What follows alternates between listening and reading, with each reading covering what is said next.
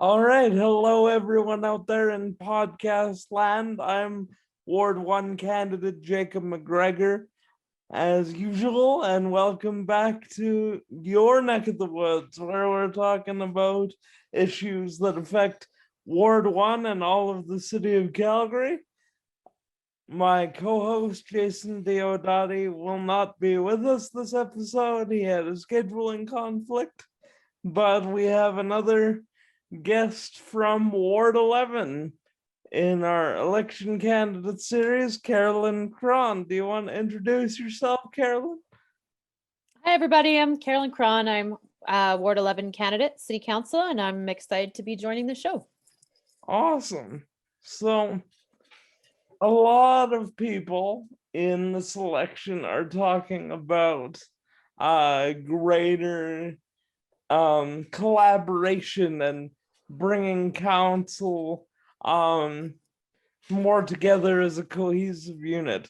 With so many people saying this, and I've said it too many times on the show, what makes your approach different?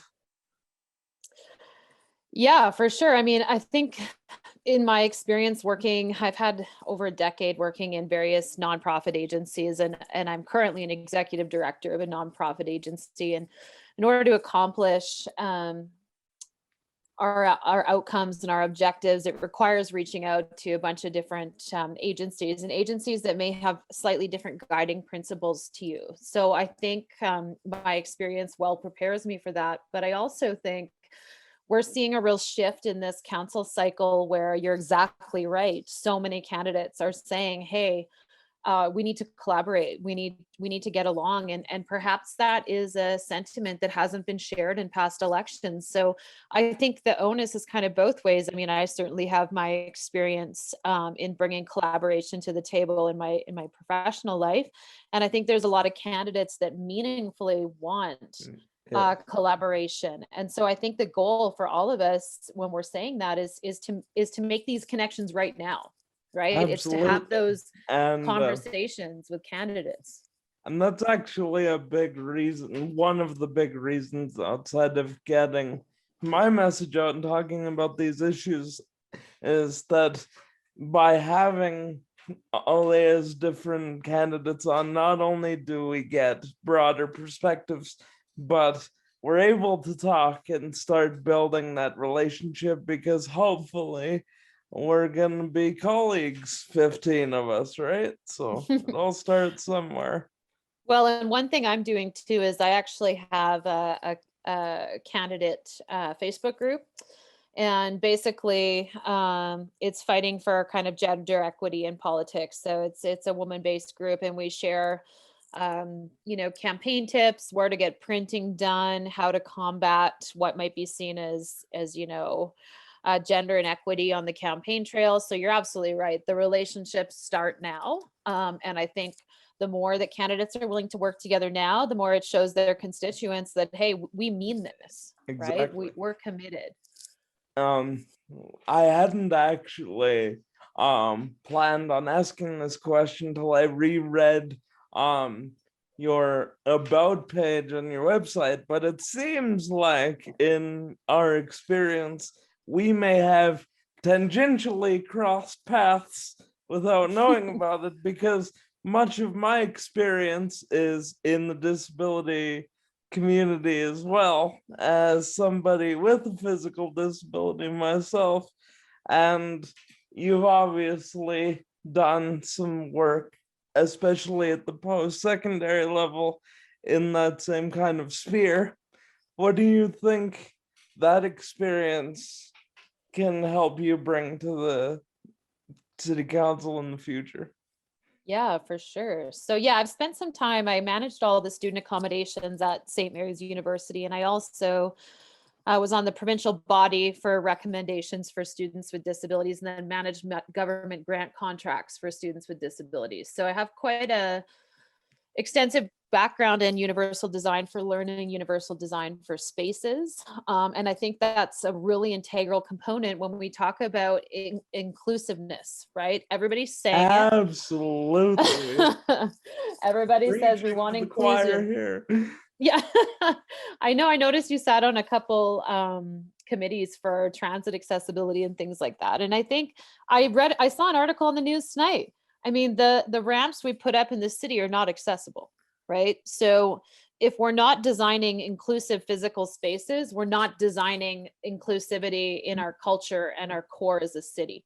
No, So and see, the first thought people have is if we throw up a plank of wood um, at some kind of angle, that automatically makes building accessible.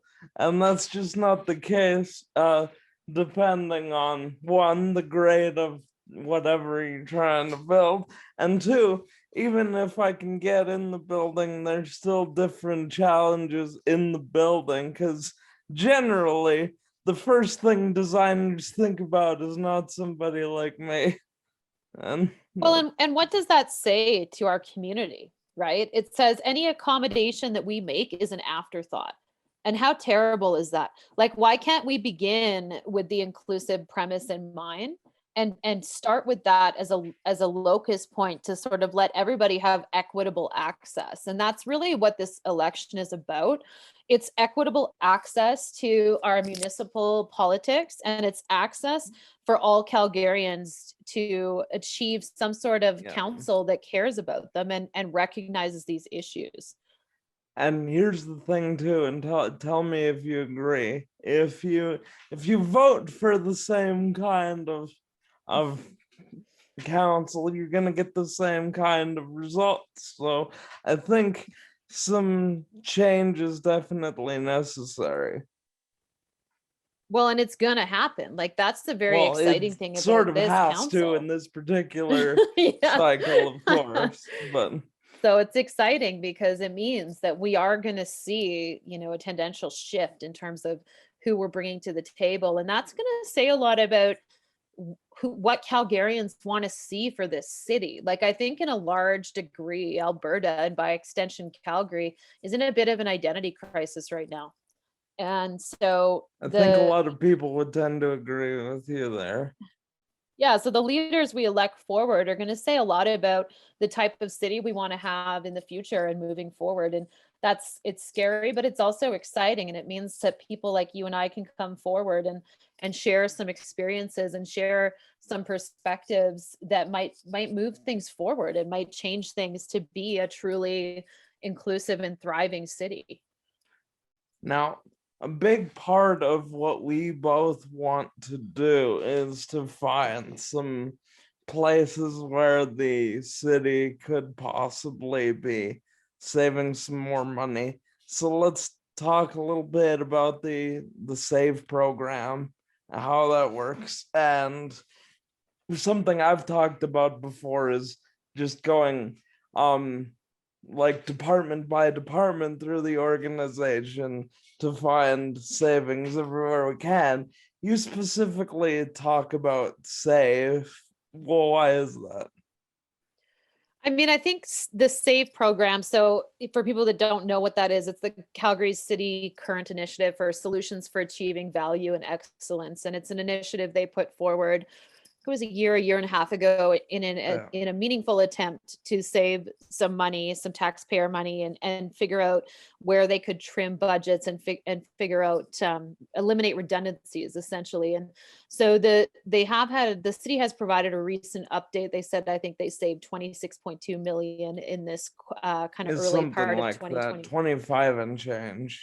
Yeah, and they were saying they wanted to cut or to reduce 24. So it's pretty close. But I think the important thing it's saving money is a two-part process, and it's one is saving money and cutting costs, but the second is creating opportunities for increased revenue.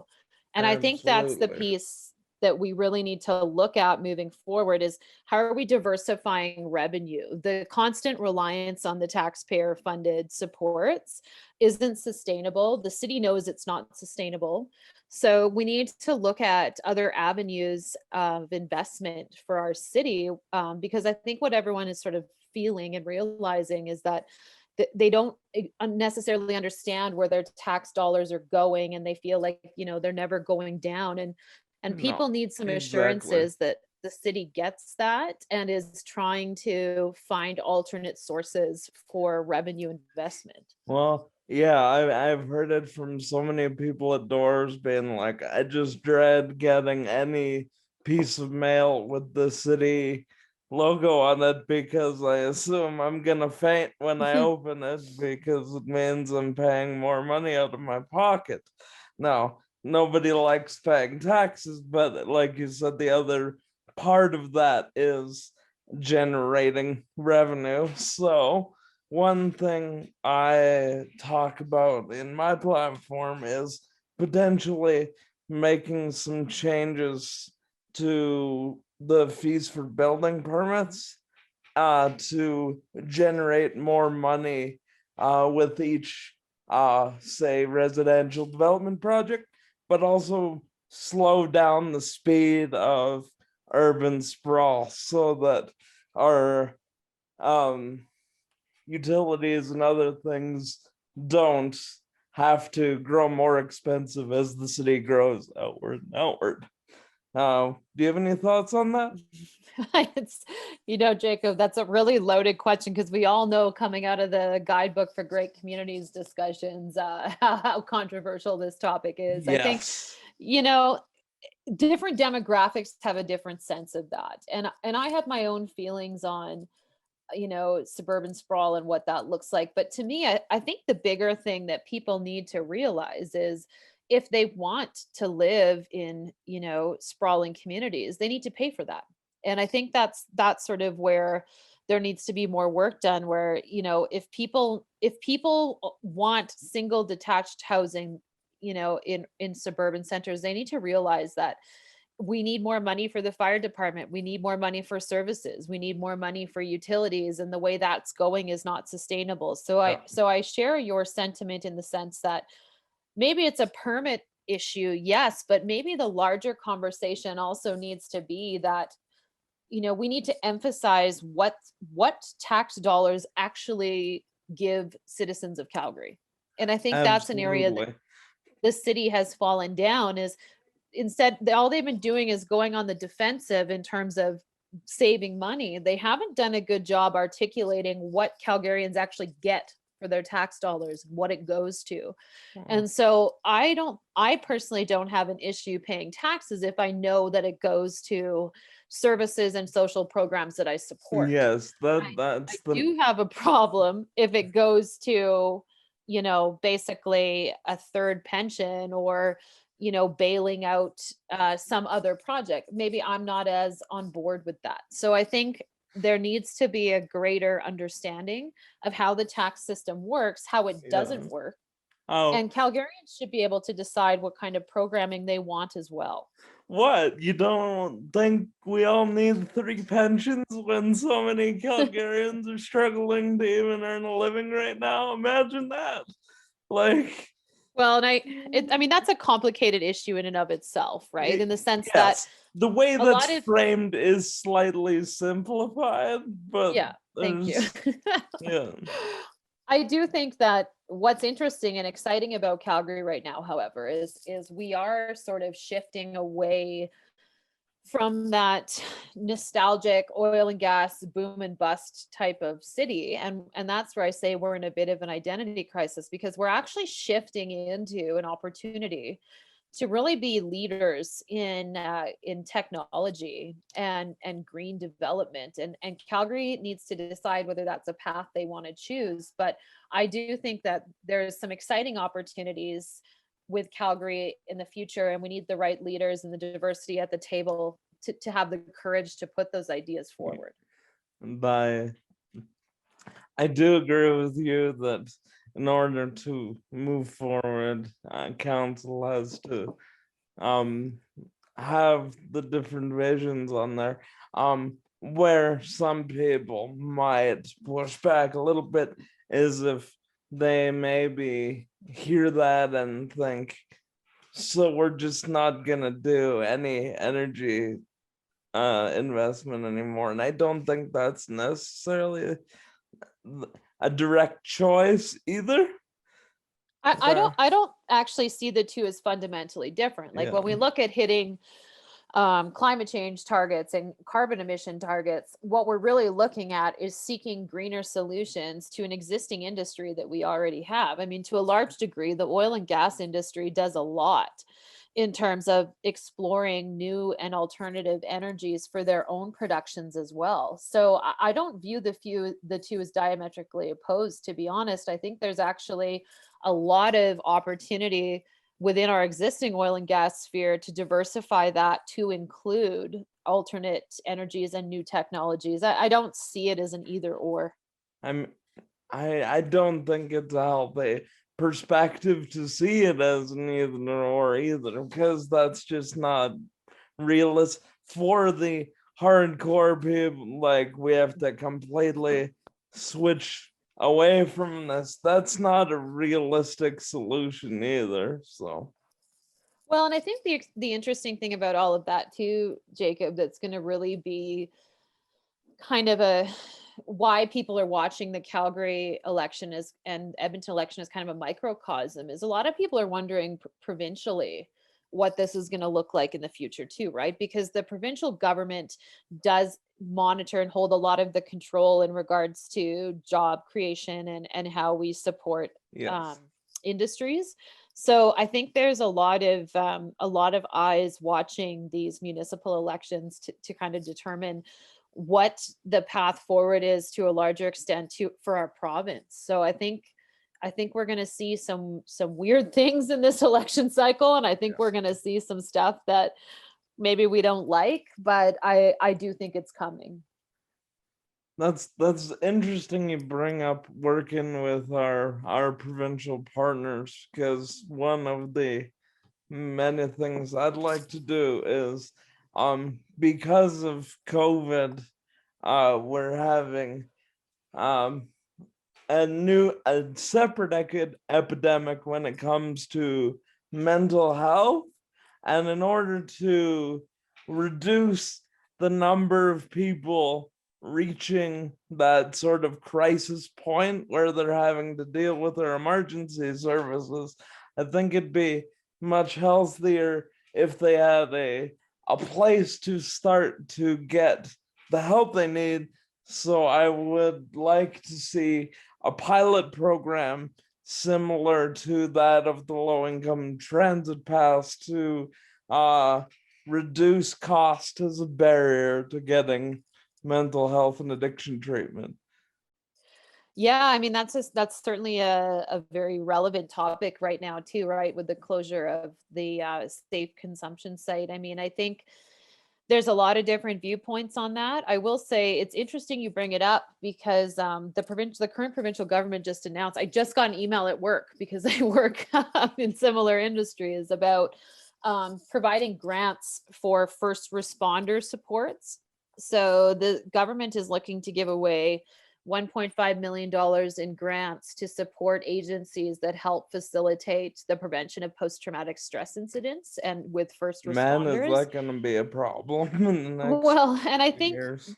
the problem is a lot of the supports aren't holistic in nature. So, like, for example, I'll give you an example. So I work in employment advocacy and legislation. So if somebody is discriminated against at work, so they lose their job and then they don't qualify for EI and they're still dealing with the traumatic aspects of the discrimination, we can help them file a human rights complaint. We can help them file EI, but there's no system or mechanism that talks to all those different bodies and groups to address what is often a multi-pronged issue when it comes to mental health supports. So I would like to see, rather than sort of these patchwork programs being put out there, I would like to see a concerted and holistic effort to address these issues in the sense that they often involve stable housing, mental health supports. They might involve, access to wellness services. I mean, that issue manifests itself in other ways as well, right? Yeah, And I think and with your background in disabilities and mine, we really recognize where the system doesn't go far enough or doesn't take into account those holistic structures. well, and even where they do exist, it's sometimes difficult to find them.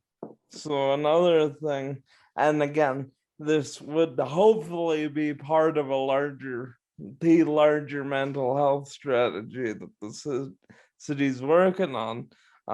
But another thing I'd like to see is a online portal where you can it would be searchable of all the mental health service providers in the city that you could search based on cost, program availability, and Mhm. what you're struggling with, just to Yeah, give people that sort of jumping off point where they yeah. can find these things.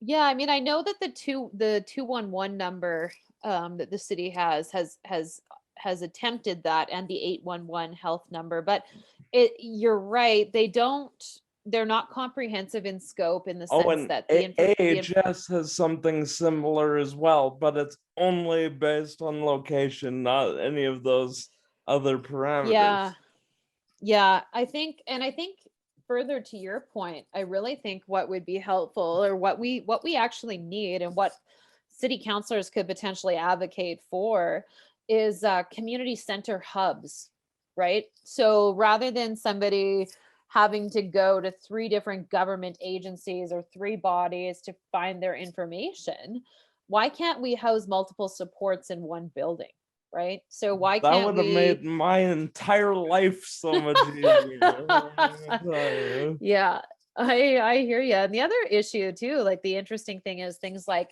so the adult health benefit, right? To qualify, the income threshold is so low. So if you were someone who got laid off due to COVID and was accessing CERB or CURB payments, it rendered you ineligible for the adult health benefit, which will often cover prescriptions. And now that's a Yeah, federal program, but it shows you where the legislation doesn't talk to each other, no. right? They don't map on. Like, I don't know, we help clients apply for AISH, so assured income for the severely Yeah, handicapped. I'm on The age. process, Yeah, and you, so you know, the process for that is very difficult. it was And ridiculous. Yeah. yeah. So I would like to see it, not only when we talk about collaboration on a city level, I'd like to see a lot more collaboration in terms of services and supports, both provincially and municipally, that we can work together more stronger, strong. But I can't Yeah. talk today. We can English is communicate better. hard.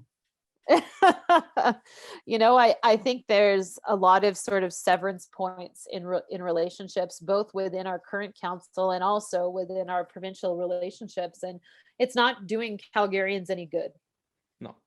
We look at what's happening with the Green Line discussions, The provincially and Green Line, the municipally. event center, all these Yeah. things.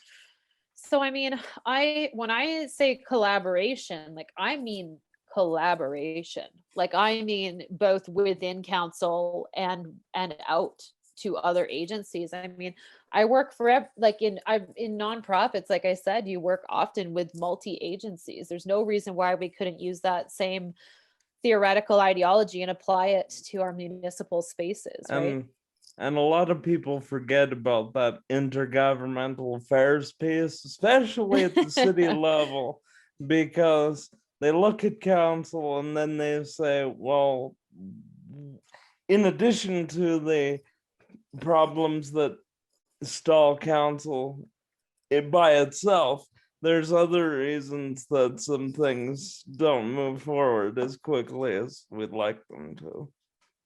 Well, and I think, one of the things you'll learn about me pretty quickly is I'm a pretty direct communicator. I say what I mean, and I do what I say, and I think there's value to that. I think, being upfront and being straightforward in what we can do and how we do it. I think Calgarians are missing that. I think that they experience a genuine sense of mistrust Yes. in our political spaces, and that's extremely unfortunate, because the political spheres only exist to benefit You're, the you're collective supposed to be body. serving the people. That's Um, right. Now, that's like the saddest thing I heard so much when I was just starting this process at the end of last year and into January. was something similar. It was a lot of people, and they say it half jokingly, but it really does speak to this mistrust is you're too honest, you're too straightforward, you're too much of a truth teller to be a politician. And that's Well, and really it's like, sad that why? it's gotten that way. Well, and that's just it, right? Like you're right. That's one of the saddest things is that, yeah, the political sphere exists in public service. And instead, what has resulted is an alienation of our political figures from the people that they're supposed to represent. And that's a real tragedy. And I think there's a lot of candidates that are coming forward this year because they don't want that. You know, there's a lot of I hear a lot of great conversations with various candidates in this election about, you know, going out and meeting people and working with other candidates and trying to bridge that gap between what we see as sort of a unapproachable city hall to a community space. You know, Absolutely. and when we were talking about earlier, we talk about accessibility. Well, why can't we make our city councilors more accessible? Why can't we put them in library spaces for an afternoon? Why can't we, you know, put them in a recreation space to answer questions? I mean, why Well, does it have to exist in this sort of, well, you have to come to City Hall, you have to take a day off work, you have yeah. to pay for parking or transit. We're not going to know exactly when your time is to speak. Like, that's not accessibility. No, That the public consultation process is that's a huge time commitment. Even in my committee work, speaking during budget week, you better hope you're near the top of the lineup, or that's gonna be a long day. And then boy, I tell you, I would love to have had Counselor Sutherland in more of these public sort of forums you're talking about to actually be able to ask questions as a constituent, because, and I'll be honest, this is another big reason I initiated my little journey is because I felt very taken for granted and that there was a big communication vacuum there. Well, and I think a lot of counselors are kind of being put on blast for that right now, right? And it's so exciting to see, in my opinion, to watch the different people announcing their candidacy for awards because I feel like there has been a shift in terms of there's a lot of diverse groups coming forward. There's a lot more women coming forward that ever came forward. People with disabilities coming forward, racialized persons coming forward who are basically saying this current council doesn't represent us, Yeah. right? And I think Calgary is a very diverse city, and I think it actually wants to see more diversity in spaces and in sort of philosophical ideas as well. So I'm excited. I'm excited that Absolutely. Calgary is doing this election cycle. I look forward to seeing everyone's journeys. And like I said in a previous interview, I don't even view myself necessarily as an opponent to the other people running in my wards. I whoever is going to win is the person whose Yeah. policy and reach resonates with the most people. So, you know, it's really an opportunity for people to showcase what they want to do for public service, not what is an ego boost for them as an individual or Yes. as a council. The goal of a city councilor is public service. And So how are you going to show up for your public, right? I've talked with a few of you guys from Ward 11 now. Whoever Yeah. ends up winning the race down there is gonna do some great work for their community. It's a diverse group. I mean, we've got some people with very traditional, I don't like to use partisan words, but Yes. traditional kind of conservative ideals. And there's some people that are running on, you know, pretty progressive. And again, I hate to use those categories to define it because Yeah. I think it's policy focused, but it will be interesting because I mean, as you know, the Ward 11 incumbent is running for mayor. I mean, this space, it's gonna be really interesting to see who gets this Yes. space. So Well, I look forward to it as much as you. and it's funny you mentioned that sort of ideological spectrum, because I do identify as conservative myself, but there's sort conservatism has sort of become something very suspicious and very very almost angry, and it's meant to be finding practical solutions based on lived experience and small government, and we need to sort of get back to our roots and think a bit, so conservatism isn't necessarily a dirty word to people, because even like you said, as somebody who is in a bit of a diversity category for obvious reasons, I hate to see myself lumped in with these people that say they're conservative when really they're bigoted. Yeah, for sure. For sure. 100%. And I think you're absolutely right. Like, and that's also a big motivation that really motivated me to run as well. As I looked at the state of what was happening to our neighbors in the South, with the Trump presidency. And I looked at sort of how those dangerous sentiments were finding their way into Canada and Alberta and Calgary. And I thought, this isn't who we are, and your political leanings, for whatever way that is, should absolutely not reflect racist, bigoted remarks or liberal snowflake name calling. I mean, I don't understand where or why that shift happened, right? It's entirely I possible to struggle have, with it a lot well, and myself. it's entirely So. possible to have a respectful conversation and dialogue with varying political views and still come away from that as friends and respected colleagues. And Absolutely it is. I do it all we've the seen an time. erosion. Yeah, and we've just seen an erosion of that, right? And I'm tired. I'm tired of it. Like, coming out of a pandemic, I don't want us to be those people, and we don't have to be those people. We can debate ideology, but we cannot debate bigotry and racism. We just can't do it, right? So Yeah. you're right. Those things need to be separated, and we need to recognize that it's entirely possible to have different viewpoints Yeah. that don't have this corrupt ideology that I call leftover Trumpism. Yeah. Like, really.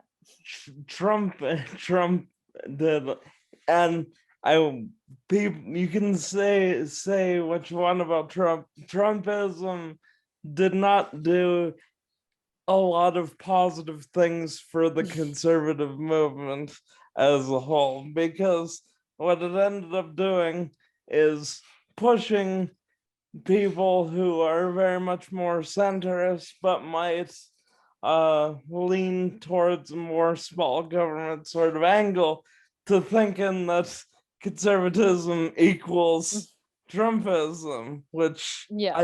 Yeah. it's not equivalent.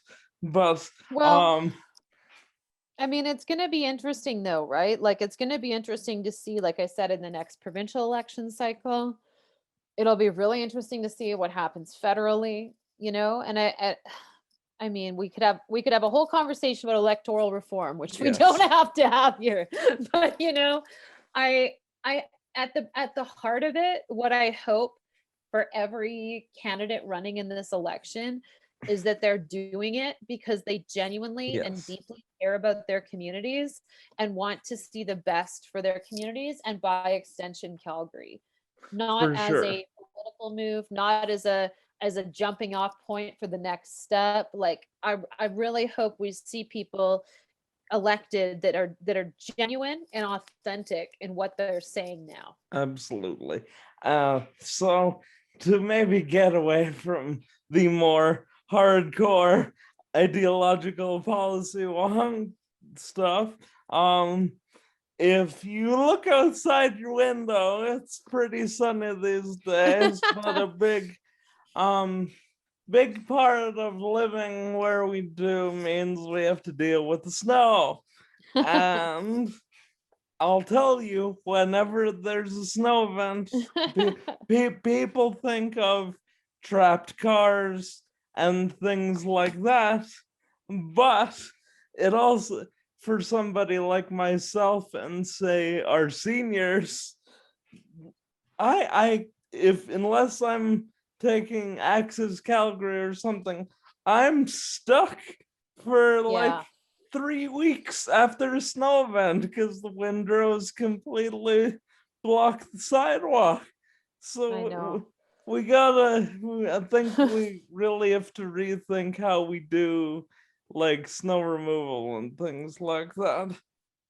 Well, I'm hoping they were taking some positive steps. I mean, the council did vote on a motion to give more control over basically city management to implement things faster with that. But I totally agree. So I'll share an anecdotal story. So I played roller derby for 5 years, and it's a full contact sport, and I broke my legs 3 separate times. So for 3 separate times, I had to navigate snow on crutches.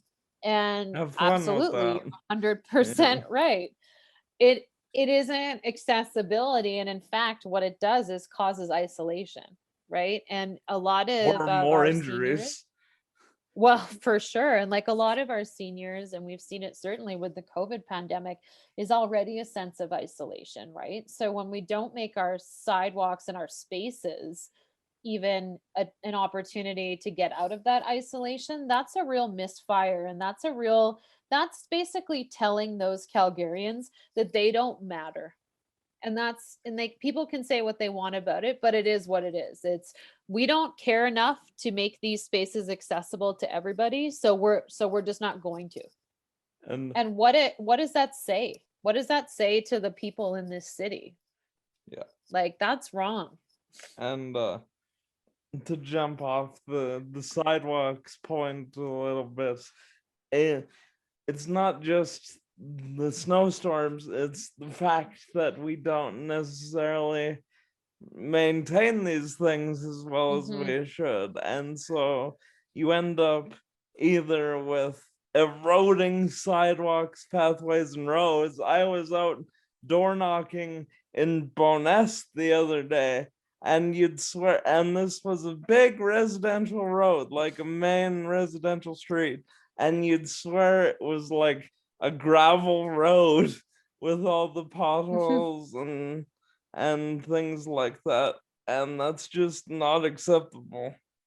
No, and a young girl in the community in Ward 11 on 90th Avenue suffered a traumatic brain injury being hit by a car in a crosswalk that, really shouldn't be a crosswalk. It should really be a light, right? Yeah. So you're absolutely right. It comes down to accessibility of spaces, but what does that mean?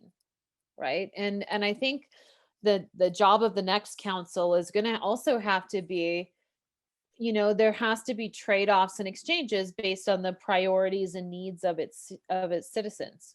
So if enough people say in your community, hey, we need this addressed, then it's our job as counselors to Get advocate it for that, done. and then also to seek where we can find cost-cutting measures or appropriate financial measures somewhere else, right? Yeah. Like, I really think about it in terms of, how do we support our local businesses too, right? Like the city has announced recently they're funding for supports for local businesses, but we need to think about that from COVID reasons, but we need to think about that in a more sustained effort for how we support people to stay and thrive in communities. And I personally would feel terrible if every single community in this city was just a huge box store and a grocery store and nothing else. I think the vibrancy that local business brings to Calgary is essential. And the fact that they invest their money back into Calgary, right? They provide jobs, they spend their money here. I mean, I think Calgary, if we're talking about diversifying revenue growth, we really need to look at how we address and support local business here. Oh, and Jason, if he were here, he'd have an interesting perspective on this because he's a store manager in the cannabis industry. Oh yeah. So they've sort of become a larger part of that local economy as well. But these small businesses, the little different grocery stores and the different, even like food options in the city. These Mhm. are things we need to be like supporting and also promoting. Make this Totally. part of tourism Calgary. Like we've talked about it before in with previous guests. There's some interesting food to eat in the city if you find it, and we need to be promoting things like that. Oh, for sure. Like I definitely have my favorites, like no doubt. But I mean, it's even things like my dad owns a small business. They employ 4 people in diesel engine parts in Calgary. And he's had that business for 30 years. I mean, Yeah. he put us through college. My fiance works there now. My mom works there. I mean, he provides solid, stable work for employees with good pay. I mean, that's really the heart of entrepreneurship in Calgary. And when you look at the Absolutely. formation of Calgary and Alberta as an entity, we were founded on that entrepreneurship. We were seen as the place that someone could go and just It's start a a, pioneer a city, company. man. Yeah. Yeah. And be successful. And I'd like to see that continue and be that again, right? Yeah. So we need to provide diversity, but we also need to provide diversity in supporting people to start diverse businesses, right? So I have so many pie in the sky ideas, Yeah. Jacob. I think I just need the space to get into council with some other like-minded people and like let's get this ball rolling, let's do it. Isn't that how it always starts though? You start with these like shower thoughts of wouldn't it be good if we could do this? And then turns I know. into something else. Or you do it at like you wake up at 2 in the morning with your little notepad by your bed and you're like, oh yeah, this is something else that could be done. Like I have a Yeah. list of half, random notes of initiatives that I think we could do. And Oh yeah. I mean, The notes app I on my phone's pretty yeah. full too, trust me. And I'm sure if I had grown up in another time, I'd have like a yellow legal pad full of these Yeah. things. Well, I still use those just to Yeah. be like, I'm pretty old school like that. But yeah, like I'm looking at my notes right now and I have like random notes like courageous communities. And I'm like, oh, okay. I wonder like where I was going with that, Yeah, what's funny about those is a lot of the time you end up thinking like, okay, like what do Yeah. I mean by that? But I mean, Um, it's good, right? Like it's exciting to have so many people this election cycle passionate, right? Like I wasn't a real Twitter person before, but like I love Twitter now. I'm always on Twitter looking to see what's on Twitter, but I'm also just so encouraged by candidates' Twitter pages, like the things they're posting, what they're saying, how they're doing it. I mean, it's awesome. And it's such a personal touch, right? Like you can basically tweet anyone yeah. or, respond and you'll get answers, right? Oh, Like I I'm do think on Twitter more than I ever thought I would be. I didn't I know. before I started this, the last time I had tweeted was something like 2014. And now since the end of 2019, I don't think I've had a day where I haven't at least tweeted something. So, yeah. I don't think I'm doing TikTok though. Like Yeah, TikTok just that one's a confuses bit me of a too much. struggle for me as well.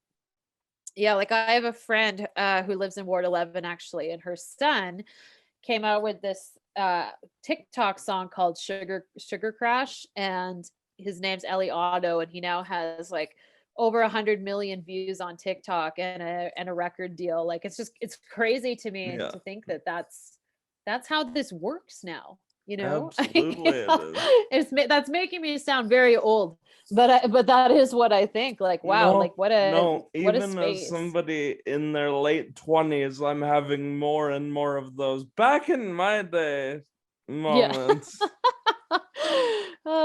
But I mean the benefit to that, like I was born in Calgary. So and the house that I'm living in, that I'm talking to you from right now in Ward 11 in Haysboro, was my grandmother's and grandfather's first house when they immigrated from England 60 years That's ago. super cool. I love hearing Yeah. that.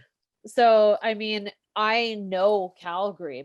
My family knows Calgary, right? Like our roots have been here forever. Like my grandmother was the program director at the Haysboro YMCA that used to be 200 feet from this house down the street before they Yeah. got rid of it. Like I've been excited to see some of the changes that have happened in Calgary over the years, but there's other changes recently that I'm not happy about. I'm not happy about the anger. I'm not happy about the divisiveness. I'm not happy about people with tiki torches marching down our streets. I mean, that isn't ever who Calgary No, has been. When we look at the 2013 floods in Calgary, we had more volunteers than we needed because it's so people just different wanted to now, help right? each other. Well, and it doesn't have to be. So, like, my tagline for my campaign is let's be neighbors again. And I mean it, right? Like, how can we?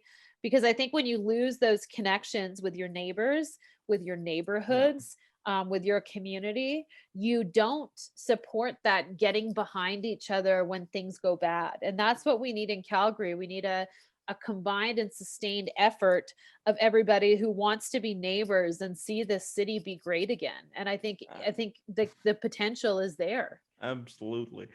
It's funny you mentioned the neighborhood because as isolated as we were at various points in the lockdown because of COVID here, one of the high points for me was the fact that basically our entire street up here in Tuscany ended up getting together and hanging out in our driveways for Yeah, like yeah. big chunks of that one summer.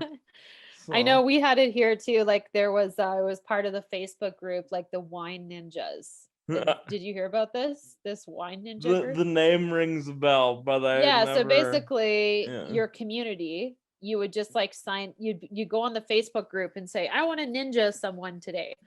And someone would send out their address and you would drop off like wine and candy at their house and like sneak and like drop it off and then run away. Like, Love what a it. great initiative, right? Like, Yeah.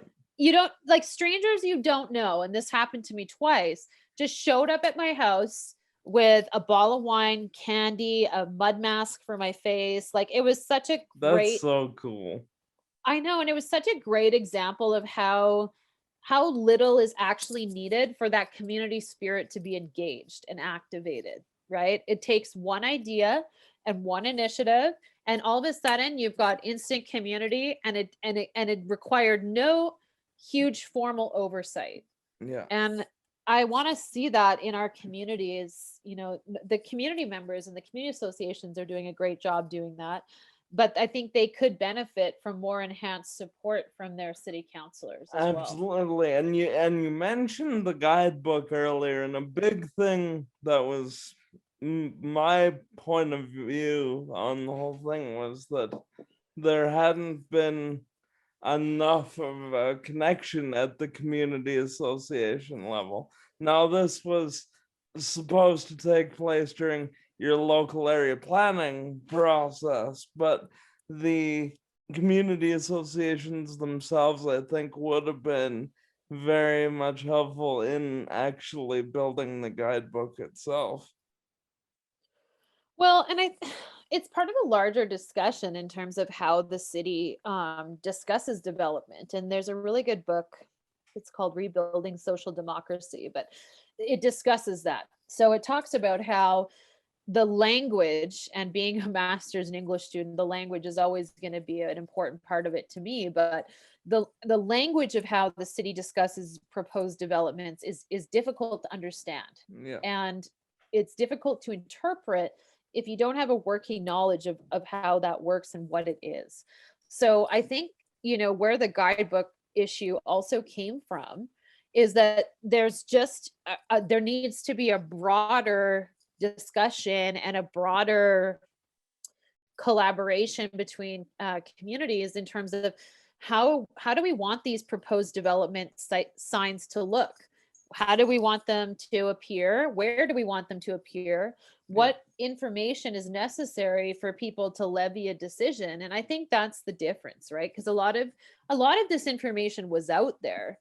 The issue often isn't whether the information is out there. The issue is whether the information is You gotta be able to translatable get to it. to the Yeah. people that can make sense of it. Like I work in employment legislation, right? Yeah. And human rights legislation. My job, or my previous job prior to taking over this agency, was to help clients navigate those legislative channels. And I can tell you, legislation, in the same way that land development proposals are written, is not meant to be accessible to everybody. No, it's not a It is layperson not. document ever. Nope. So I think that the guidebook is a great example where we need to actually produce these materials in an appropriate format that people can actually comprehend. I read the thing. Boy, was that a dense read. I know I That took a was a deep dive slog. myself. One Saturday morning I was like, okay, I'm doing this. And again, like I do this as Yeah. a career. And it Political was science still a lot. major. It sounded like one of my textbooks. Yeah, did you have flashbacks? You're like, not political science again.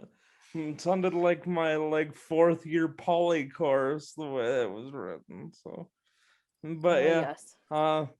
couple Cool. more things I want to touch on. We'll do. We touched on the how you think green development's another place where we can potentially move forward, and part of that might be finding different energy efficiency in how we build and do utilities, because I know that's a big part of what you want to focus on is utilities. So Yeah, yeah. I have some thoughts on that for sure.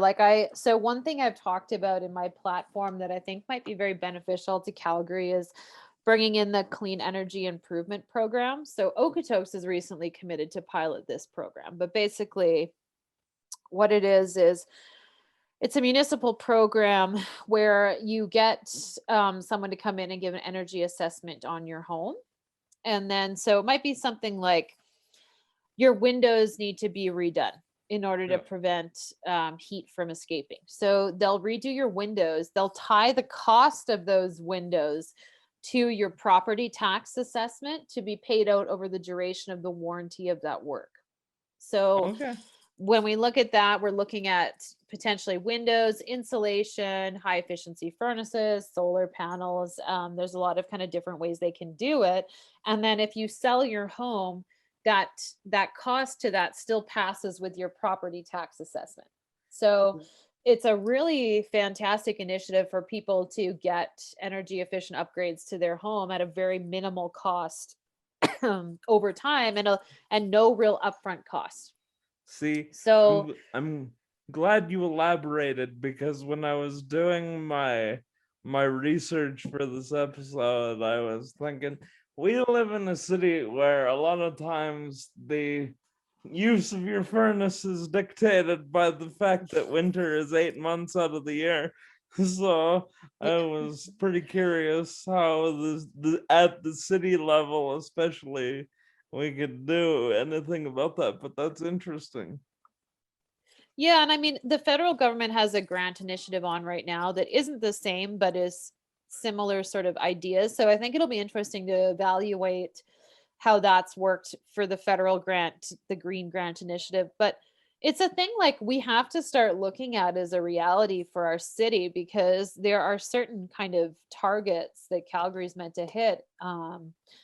When it comes to carbon emission and addressing climate change meaningfully. And I think we need to keep that in mind, right? Like we need to start thinking proactively about that. Yeah. So we're gonna get to the lighter side of things now, and that's when I've started asking our guests, what's the favorite part of for you of living in your ward, whether it's a restaurant, something you like to do, the people, uh, a lake that's Yeah, nearby, kind of thing. there's so many things. Well, like Bitter Sisters Brewing is down the street, so like I love a good micro brew, that's for sure. Heritage Park is at the top of the hill where I am. I love it. I Cool. hear the train all the time, which is so fun. But for me, a large part of it is just that my family has such deep roots in this community. Like I grew up here. You know what I mean? Yes, Like for sure. my formative years of life, I think of staying at my grandma's house, and now I live here now that she had to move to assisted living. I mean, there's just such a deep personal history. My parents got married at the church up the street. My parents' first house they bought is 10 houses from this one. Like it's just there's so Absolutely. much. It's just too much. My parents were high school sweethearts. My mom went to Henry, oh what is it? The name escapes Wisewood? me. Henry Wisewood, and my dad went to Beaverbrook. I mean, it's I was a crazy. Like, Francis kid, so we oh, were you? always I were was Bishop rivals of Grandin. Wisewood in football, but yeah. Yeah.